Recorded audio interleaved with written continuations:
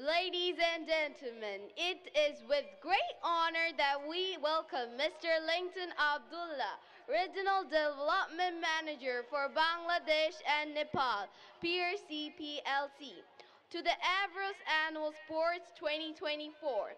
Mr. Abdullah's dedication to education development and his insightful perspective on the role of sports in holistic development make him a valued guest among us today. We eagerly anticipate his speech, which promises to inspire us all and shed light on the profound connection between education, sports, and personal growth.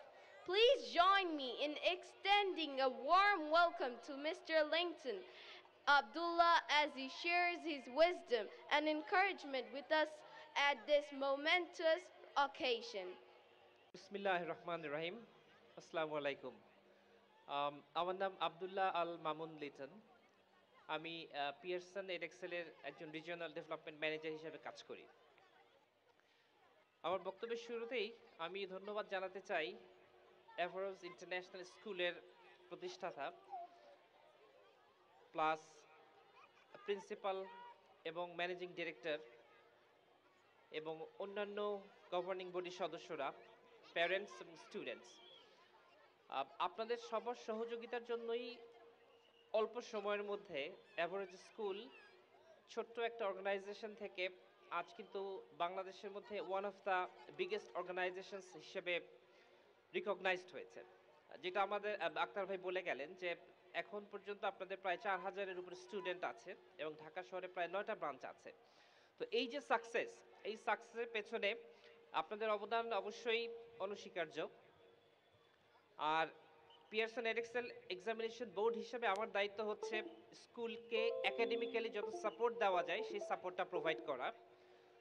যেমন বাচ্চারা কোন বই পড়বে, বাচ্চারা কোন syllabus পড়বে, বাচ্চারা কোন কোশ্চেন পেপারে পরীক্ষা দিবে এবং বাচ্চাদেরকে সার্টিফিকেট দেওয়া প্লাস টিচার্স ট্রেনিং অফার করা। সো এই যে টোটাল একাডেমিক সাপোর্ট, সেটা আমরা একটা ব্রিটিশ এক্সামিনেশনস বোর্ড হিসেবে আমরা স্কুলকে দেই। কিন্তু স্কুলের ওভারঅল সাকসেসের জন্য কিন্তু শুধু একাডেমিক সাপোর্টই আসলে যথেষ্ট না।